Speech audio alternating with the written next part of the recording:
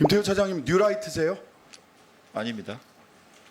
2007년 대선 당시 이명박 대통령 후보를 지지하는 뉴라이트 지식인 선언 100명 선언자, 여기 김태우 차장님 이름 올리신 거 맞죠? 그때는요. 올리신 거 맞죠? 네, 이름은 올리라 그랬습니다만은 참석하거나 그 이후에 연결된 적이 없습니다. 뉴라이트 백인 선언 지식인 선언에 올리신 거 맞잖아요, 그죠? 네, 거기에는 같이 이름이 근데 왜 들어가 지금은 있습니다. 뉴라이트가 아니세요? 그 이후에 활동한 적이 없기 때문입니다. 뉴라이트라는 게 부끄러우세요 지금? 뉴라이트라고 제가 그때 이름을 쓴 것은 네. 구태의연한 우파 보수를 벗어나서 신선하고 참신한 젊은 우파 보수 지식인이 되자, 그래서 그 말을 듣고 이름을 쓰라 그랬던. 그러면 뉴라이트는 지금 어떤 말로 쓰입니까? 그 이후에는 제가 모르겠습니다. 아, 몰라요? 네, 세상에 이 정부는 굉장히 재밌는 게 뉴라이트라고 평가받는 사람들을 다 정부에 갖다 쓰면서 아무도 본인이 뉴라이트라고 얘기하는 사람이 없어요. 그렇게 부끄러운 호칭입니까? 뉴라이트의 개념을 많은 사람들이 정치적으로 재단을 했기 때문이라고 생각합니다. 뉴라이트가 본인이 생각하는 뉴라이트 개념은 뭡니까? 지금도 같습니다. 혁신적인 깨끗한 우파입니다. 아, 지금 뉴라이트로 평가받는 윤석열 정부에서 뉴라이트로 평가받는 분들 데려다 쓰는 분들 혁신적인 젊은 우파다 이런 분들 데려다 쓰는 거예요? 제가 인사권자가 아닙니다만 예. 뉴라이트를 생각하고 인사를 하신 적이 없을 것입니다. 세상에 우리는 그러면 뉴라이트는 세상에 없는데 허상을 두고 국민들이 야당들이 뉴라이트 비판을 하고 있는 거라고 그 차장님은 지금 말대로라면 논리적 연관성 속에서는 그렇게 평가하시겠네요? 세상에 뉴라이트가 있습니까 없습니까? 뉴라이트가 많이 악용되었고 정치권에서 변질되었다고 생각합니다. 누가 악용했습니까? 그것은 알아서 판단을 알아서요? 부탁드리겠습니다. 누구요? 국민의힘입니까? 조국혁신당과 민주당입니까? 모두 해당한다고 생각합니다. 아, 국민의힘도 뉴라이트를 악용하고 계세요? 국민의힘 의원들이 굉장히 서운하실 것 같은데, 자, 중요한 것은 일본의 마음이라는 말씀하셨는데 왜 이런 말씀을 하셨을까 너무 궁금해갖고 논문을 찾아봤는데 아까 논문에서 그런 말을 쓴 적 없다라고 하는데 PPT 좀 보여주세요. 자, 일본이 한반도 2006년 한일 관계가 민주동맹으로 거듭나기 뭐 이런 논문 쓰셨는데 일본이 한반도 유사 사태에 개입하는 것이 기정사실화되는 것은 평상시 대북 억지력을 증대시키는 효과를 가져올 것이다 라고 해서 유사 사태 개입 주장하셨어요. 이 개입이 뭡니까? 일본의 미국에 대한 후방 지원입니다. 후방 지원이다. 네. 자, 자위대가 주권 국가로서 교전권을 사용하지 못하는 사태에 영원히 있어야 한다는 논리는 대단히 편협하다. 이런 얘기도 하셨죠? 논문에서.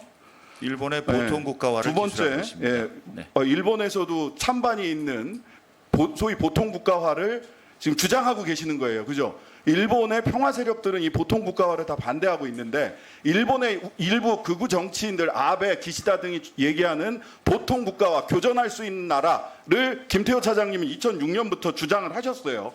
자, 조선일보 2015년 칼럼 여기에 일본의 마음이 나오더라고요. 일본의 마음을 단순하게 축약하면 약속하고 합의한 내용을 어기는 한국을 못 믿겠다는 것이다.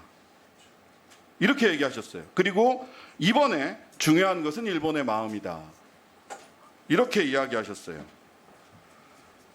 저는 뉴라이트 백인 지식인 선언에 자랑스럽게 이름을 올렸다가 지금은 뉴라이트라고 말도 하지 못하는 분, 그리고 뉴라이트라고 평가받는 수많은 사람들을 중요한 역사기관이나 안보기관에 중용하고 있으면서도 그분들이 또 뉴라이트가 아니라고 이야기하시는 분, 4명의 안보실장이 바뀌면서도 안보실 차장으로서 단 한 번도 자리를 바꾸지 않는 분, 그래서 실질적 안보실장이라고 평가받는 김태호 차장이 대통령을 위하신다면, 대통령을 이렇게 정무적 어려움에 빠뜨리는 것을 걱정하신다면 스스로 물러나야 된다고 생각하는데 어떻게 생각하세요?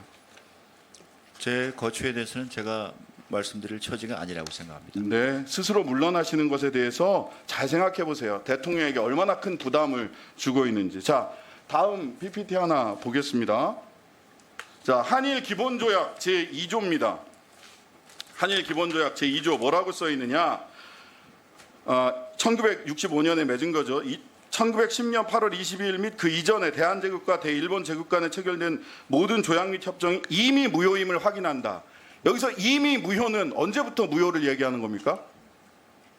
지금 저것이 어떤 문건인지를 제가 잘 보이지 않았어요. 1906 안보실 차장이 이 문건을 몰라요? 한일 기본조약 1965년 네. 본인 국제정치학자 아니세요? 네, 계속 질문해 주십시오. 1965년 한일 기본조약 제2조입니다. 몰라요? 저게 뭔지? 여기 이미 무효라고 되어 있는데 네. 다음 PPT 보시죠. 이 이미 무효를 한국 정부는 1900년대나 1910년부터 당초부터 무효라고 해석하고 있고 일본 정부는 1945년 항복 때부터 무효라고 해석하고 있습니다. 역사적으로 굉장히 유구한 전통을 가진 논쟁입니다. 그때 잘 아시겠지만 무합의의 합의, 불합의의 합의라고 해서 각자 한국 정부는 당초부터 무효라고 해석하고 일본 정부는 1945년부터 무효라고 해석을 하죠. 1945년부터 일본 정부는 무효라고 해석을 하니까 이전에 한국 불법 강점을 전부 다 합법이라고 얘기하는 거고 그러다 보니까 강제징용 피해자들은 조선반도 노동자로서 그저 일본 같은 나라에 어디에 가 있었던 것에 불과하게 된 겁니다. 근데 이 사실을 모르신다고요? 어떤 문서인지도 몰라요? 저는 대한제국 그리고 상해 임시정부부터 우리가 주장해온 을사조약의 무효 주장에 대해서 동의하고 국제법적으로 힘이 강했을 시절에 일방적으로 일본이 주장하는 그 해석은 그 당시대로 또 존재한다고 이렇게 생각합니다. 그 당시대로 어떻게 존재하는 겁니까? 그 당시대로? 자, 이 해석 때문에 어떤 얘기가 나오는 거냐면요. 한국 대법원은 불법 강점이기 때문에 당초부터 무효이기 때문에 강제징용 대상 판결을 하는 겁니다. 그런데 김태호 차장을 비롯한 윤석열 정부는 제3자 변제안을 끄집어내는 거죠. 왜?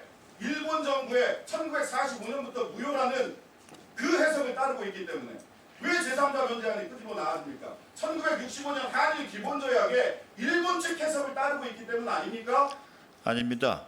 노무현 정부와 박정희 정부도 똑같은 해석을 내려서 자체적으로 국가 예산을 들여서 강제징용 자, 배상을 한 그렇다면 것입니다. 마지막 질문입니다. 그렇다면 한국 사법부의 판결은 잘못된 판결입니까? 한국 사법부 판결은 1965년 이미 무효 이것이 당초부터 무효라고 하는 해석에 입각해서 전원합의체 판결을 내렸어요. 사법부의 이 판결을 김태호 차장과 윤석열 정권은 어떻게 판단하고 계십니까? 그것을 존중해야겠기에 거기에 해당하는 제3해법을 마련하고 이행하는 것입니다. 제3해법을 어떻게 마련을 합니까? 이 앞뒤가 맞는 말씀을 하셔야죠. 네. 존중하는 사람이 어떻게 제3해법을 제3자 변제안을 마련하십니까? 네, 신장식 의원님, 네, 정리해 주시고 보충 질의 때 추가 질의해 주시기 존중이란 바랍니다. 말을 그렇게 사용하세요? 윤석열 정부는 신장식 의원님 수고하셨습니다.